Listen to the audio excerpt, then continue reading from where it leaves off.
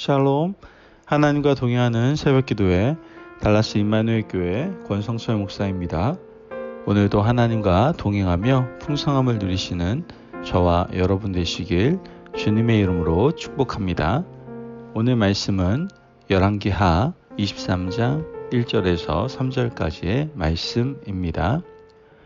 왕이 보내 유다와 예루살렘의 모든 장로를 자기에게로 모으고 이에 왕이 여호와의 성전에 올라가매 유다 모든 사람과 예루살렘 주민과 제사장들과 선지자들과 모든 백성이 노소를 막론하고 다 왕과 함께 앉으라.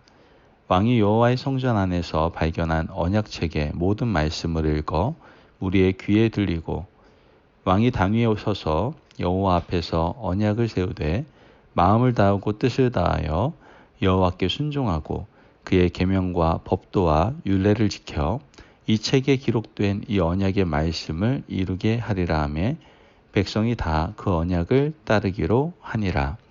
아멘. 하나님의 말씀입니다. 여러분, 우리가 잘 알고 있는 이 심리학이라는 이 학문에는 그 안에 여러 가지 분과 학문을 가지고 있습니다. 그 중에 대표적인 두 줄기는 인지주의 심리학과 행동주의 심리학이라고 생각해 볼 수 있습니다. 인지주의 심리학이란 사람의 행동 자체보다 행동의 배경과 배후를 살피는 학문이라고 할 수 있죠. 즉, 생각, 과거의 경험, 뇌의 구조 등이 사람의 행동을 일으키는 원인이 된다라고 보고 그 관계를 규명하려는 학문입니다. 사실 복잡하게 말은 하고 있지만 쉽게 말해서 모든 행동의 출발점은 마음에 있다는 것을 말하고 있는 것이죠. 오늘 우리가 읽은 본문에 나오는 요시야의 종교개혁도 외적으로는 굉장한 모습을 보이고 있습니다. 사실 지금까지 역사상 이런 개혁을 이룬 왕은 없었어요. 하지만 뿌리까지 들어가 보면 이 모든 것이 하나님의 말씀으로 귀결되는 것을 볼 수 있는 것이죠. 요시야 왕은 성전을 수리하다가 하나님의 말씀을 발견하게 됩니다. 어머니로부터 신앙교육을 잘 받았던 어린 요시야 왕은 26살이 되어서 첫 번째로 성전을 수리하는 일을 하게 되죠. 그리고 요시야 왕은 우연히 율법책을 발견하게 됩니다. 그리고 그 율법책을 읽다가 은혜를 받게 되죠. 은혜를 받고 나서는 지금까지의 삶이 올바른 삶이 아니었다는 것을 깨닫게 됩니다. 그래서 백성의 지도자들을 한 자리에 다 모으게 되죠. 그리고 왕이 직접 하나님의 말씀을 읽어주는 것을 우리는 성경을 통해서 보게 됩니다. 2절 말씀을 보면 이에 왕이 여호와의 성전에 올라가매 유다 모든 사람과 예루살렘 주민과 제사장들과 선지자들과 모든 백성이 노소를 막론하고 다 왕과 함께 앉으라. 왕이 여호와의 성전 안에서 발견한 언약책의 모든 말씀을 읽어 무리의 귀에 들리고. 아멘. 여러분, 보통 왕들은요, 이런 율법책을 읽는 일을 직접 하지 않습니다. 서기관들을 시키죠. 하지만 요시야 왕은 자기가 직접 하나님의 말씀을 읽어주고 있는 것이죠. 백성의 지도자를 다 모아서 하나님의 말씀을 읽어줬습니다. 그리고 지금까지 살아온 모습을 비춰 무엇이 잘못되었는지, 무엇이 악했는지, 하나님은 무엇을 용납하지 못하시는지 조목조목 짚어가는 것을 보게 됩니다. 그리고 난 후 백성들과 언약을 세우게 되죠. 이 요시야 왕이 이룬 개혁의 내용은요, 크게 4가지라고 우리는 생각해 볼 수 있습니다. 먼저 우상을 제거했어요. 4절 말씀을 보니까 왕이 대제사장 hil기야와 모든 부제사장들과 문을 지킨 자들에게 명령하여 바알과 아세라와 하늘의 1월 성신을 위하여 만든 모든 그릇들을 여호와의 성전에서 내다가 예루살렘 바깥 기드론 밭에서 불사르고 그것들의 재를 베델로 가져가게 하고. 아멘. 지금 말씀을 보니까 이 요시야 왕은요, 우상을 제거하는 가장 큰 개혁을 이루었습니다. 지금까지 왕들은요, 부분적으로 시도하기도 하고 노력하기도 했지만 우상 숭배를 완전히 제거하지는 못했습니다. 하지만 요시야는 철저하게 말씀에 근거해서 하나님이 아닌 다른 것들을 제거하고 불태우고 빻아서 가루로 만들어서 갖다 버려버렸습니다. 우상 숭배를 배격하고 우상을 부수어 버리는 것이 바로 개혁의 첫 번째 내용임을 지금 우리 말씀을 통해서 볼 수 있는 것이죠. 두 번째 개혁은 바로 도덕적인 질서를 세우는 일이었어요. 그 당시 성전 안에는 남창이라고 해서 몸을 파는 남자들도 있었고요. 여성들도 있었습니다. 이와 같이 모든 부도덕한 일들을 요시야는 다 없애고 있는 것을 보게 되죠. 7절 말씀을 보니까 또 여호와의 성전 가운데 남창의 집을 헐었으니 그곳은 여인이 아세라를 위하여 휘장을 짜는 처소였더라. 이렇게 말합니다. 지금 성전 안까지 들어와 있던 남창의 집을 요시야는 어떻게 해요? 제거하고 있는 거예요. 생각해 보세요. 성전 안까지도 이런 부도덕한 일이 들어와 있다면 백성들의 삶의 현장은 보지 않아도 짐작할 수 있지 않습니까? 유다 도처에서 행해지고 있던 부도덕한 일들, 비도덕적인 일들을, 육체적 정결을 더럽히는 일들을 요시야 왕은 다 금지했던 것이죠. 세 번째로는 이 요시야 왕은 풍습을 바로잡는 일을 행하는 걸 보게 되는데요.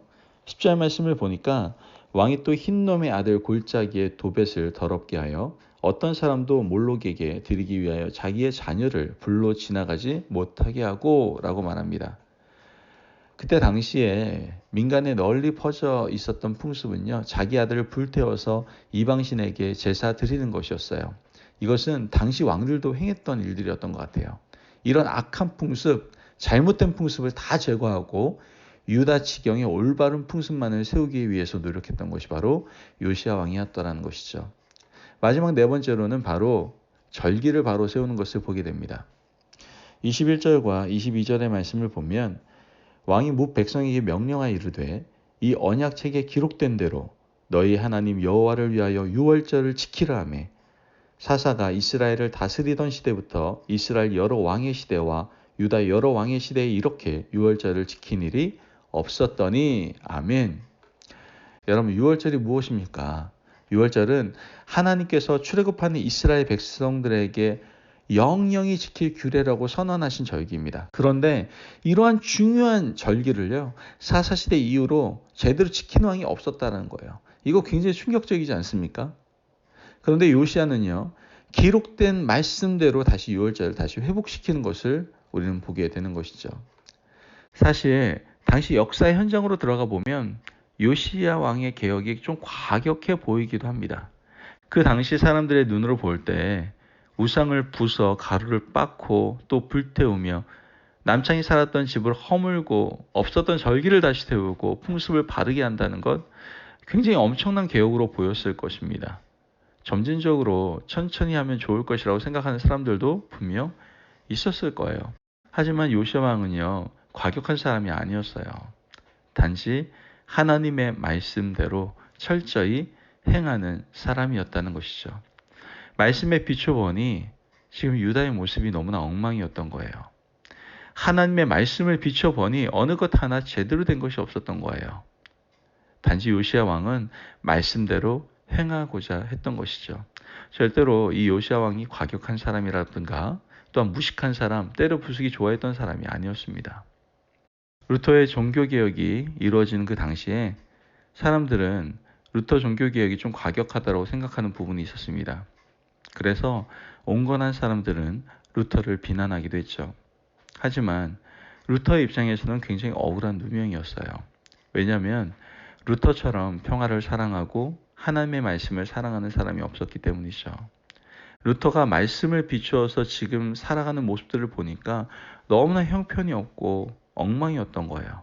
그래서 말씀대로 살고자 개혁을 주도했던 것이죠. 그리고 그러한 모습이 당시 사람들에게는 과격해 보였던 것이었고요. 여러분, 우리도 우리 자신의 모습, 우리 공동체의 모습을 돌아보기를 원합니다. 혹시 우리도 거짓된 평화에 속고 있지는 않습니까? 조용하게 살아야 한다는 거짓된 평화의 명분에 속고 있다면 그것은 우리 자신이 바로 개혁의 걸림돌이 될 수밖에 없다는 것을 기억해야 됩니다. 사실 말씀대로 살다 보면 부딪히기도 하고, 말씀대로 살다 보면 사람들에게 욕을 먹기도 하고, 말씀대로 살다 보면 과격해 보이기도 할 것입니다. 때론 너무나 극단적이다 라고 생각이 들 수도 있을지도 모릅니다. 그러나 하나님은 다 아시지 않습니까? 우리가 평화를 사랑하고 말씀을 철저히 지키길 원하는 사람들이라는 것을 하나님께서는 아시지 않습니까? 여러분, 우리의 모든 행동의 근간이 말씀이기를 간절히 소망합니다. 그러기 위해선 우리가 늘 말씀을 붙잡고 그 말씀을 철저히 지키며 살아갈 수 있어야 된다라는 것이죠.